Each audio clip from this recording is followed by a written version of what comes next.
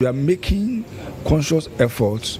Okay, one thing that we need to do again is changing our mindset. Sometimes we see that people intentionally create problems. Like, look at the calamity issue. Right, it's a mindset issue. It's a mindset issue. In the quest for looking for money, we are also damaging the environment. Mindset could be the issue that is slowing the progress of achieving the sustainable development goals.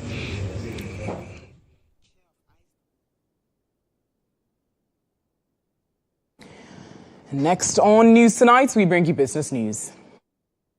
The Business Brief is brought to you by CompuGhana, passion for technology.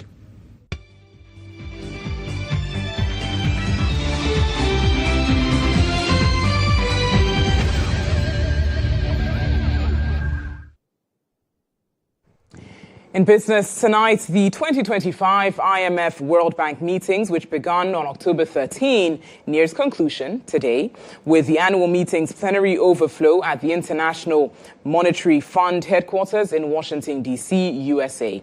Both leaders of the IMF and the World Bank called for medium-term strategies that boost entrepreneurship, drive sustainable growth, and improve the use of renewable energy resources in a fast-growing world. For Ghana, a lot of commendation on fiscal consolidation efforts following the macroeconomic progress after long periods of downturn. Now, my colleague Emmanuel Ejabing has been following the meetings, and he joins us now from Washington, D.C. with the Ghana update. Emmanuel, it's good to have you join us now. First of all, run us through the key highlights throughout the entire period since the meetings began. Well, for Ghana, it's much more of praise because fiscal consolidation, which was the statement that was put out there for most governments in the medium term by the IMF president, is something that Ghana has received praise for largely from the beginning of the year. As I mentioned yesterday in a broadcast, the governor of the Central Bank of Ghana says that Ghana has really turned the corner. And all of these point to what he believes is fiscal consolidation with the support of monetary policy that the Bank of Ghana continues to keep at a tight stance to ensure that Ghana's exit towards 2026 when it comes to the IMF bailout program is one that it's not as if the hand of discipline goes away and then we lose all the fiscal gains that we have made so far. So largely for Ghana, it's been much of praise. But now we do have some contest to the staff level agreement that was reached earlier, just before the IMF meetings here in Washington, D.C. And from what we do understand, it will be the position of government to keep a 1.5% primary surplus in the 2026 budget. So we do, from our sources here, have that particular information as well concerning the Bank of Ghana's intervention largely in the FX market. For now, the fund is not terminate as intervention as many people have seen it out there. According to the fund, its market forces, the Bank of Ghana is only acting as an intermediary. And so the reserves that we are gaining by way of forex inflows, when we sell our gold through the gold board and the money comes in, they're running a framework where some of the money goes into reserves, some goes into intermediation. And when the bank sees the need to intervene in the market, some of the money would also be allocated towards that. But much more praise goes to the energy sector because the fund is indeed happy with the progress made under the energy sector. They believe that a cash waterfall mechanism that was put in place to deal with the arrears when it comes to the energy sector, the fund is happy with the progress that Ghana has made so far. They are hoping that this particular progress can be sustained over the medium to long term. So when it comes to fiscal discipline, the fund says that Ghana's progress so far is encouraging, and they're hoping to see that this same progress is maintained over the course of the next 2 to 4 years. Now, on matters of the energy sector as well, as I mentioned to you, many Ghanaians are not happy with the frequent tariff adjustments. But guess what? The IMF says that it is actually a necessary move. It is something that we should all appreciate rather than question, because imagine for 6 months you don't have tariff adjustment and then boom, you get a percentage that's so high. The people's adjustment by way of your incomes, how much you're earning and how much you're spending on power, that huge jump and that huge leap might affect you. So the quarterly tariff adjustment that we are seeing, well, they're saying we should expect that to happen. But it's actually a good step towards ensuring that we have some stability in dealing with the financial risks that exist within the energy sector. Right. So for Ghana, largely it has been much more of praise, but they are asking largely that some of the structural challenges within the energy sector, we do understand that there is some work being undertaken now with the World Bank to ensure that it is all fixed. So it's been more of praise. Technically, the meetings are over after the plenary this morning that was led by the World Bank president himself and then the IMF president as well. Both of them mentioned key things that are necessary for governments in the next 3 to 4 to the next medium term. They're asking that private sector-led investments must be key to ensuring that we reach development as a nation. Very well. Emmanuel Ejaving, thank you so much for bringing us up to speed with everything happening right there at the IMF and World Bank meetings in Washington, D.C. You're live here on News Tonight. In some more business news, Equatorial Coca-Cola Bottling Company, distributors of Coca-Cola, Voltic Natural Mineral Water, and other premium selections, has relaunched My Smart Coke, a one-stop convenient online platform offering consumers a smarter, simpler, and more enjoyable way to enjoy drinks and book event services anytime, anywhere. At the event, Corporate Affairs Director of Equatorial Coca-Cola Bottling Company, Bethel Yeboah, emphasized that My Smart Coke platform serves as an economic opportunity hub, allowing local service providers to reach a wider audience and grow their businesses.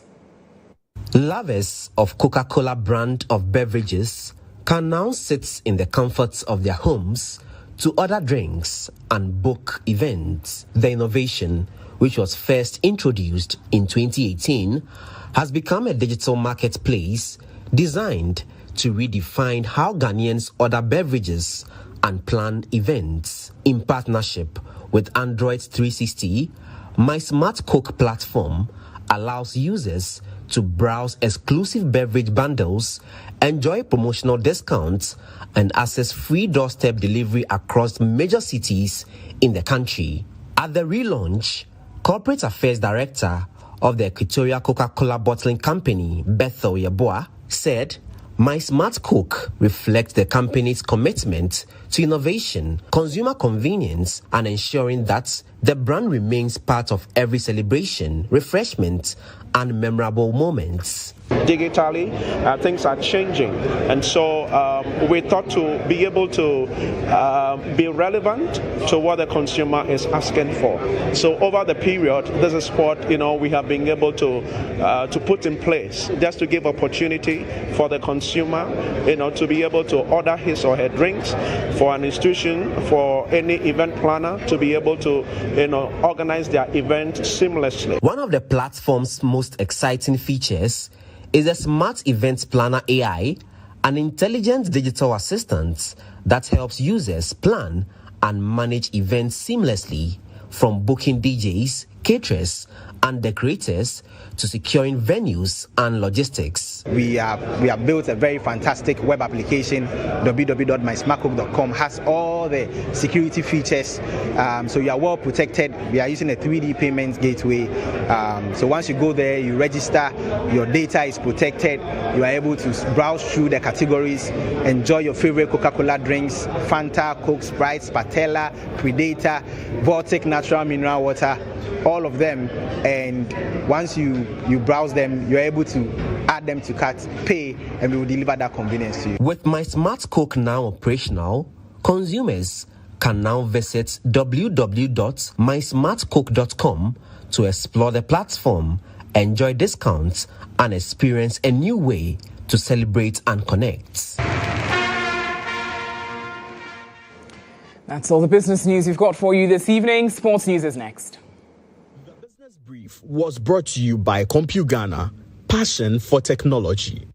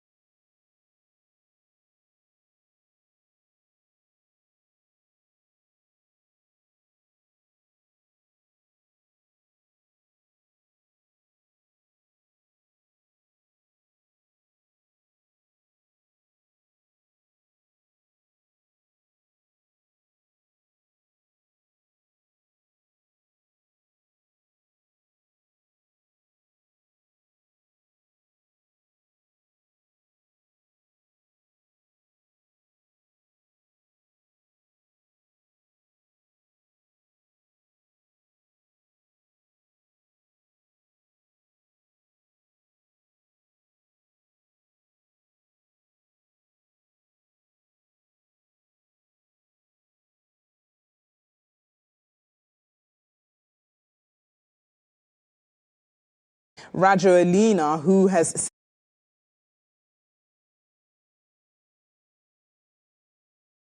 unit, was sworn in as president just 3 days after declaring the military was taking control.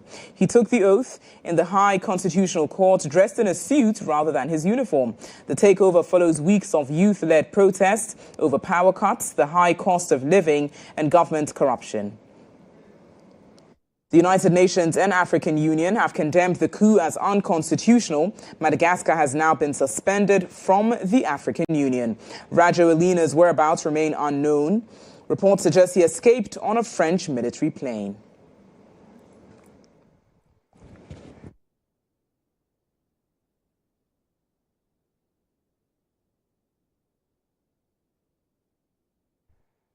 And that's how we wrap up news tonight this evening here on GHOne TV. Many thanks to you for making the time. Lots more news available on starfm.com.gh. It was produced by Alice Aite. I'm Natalie Fort. Have a wonderful evening.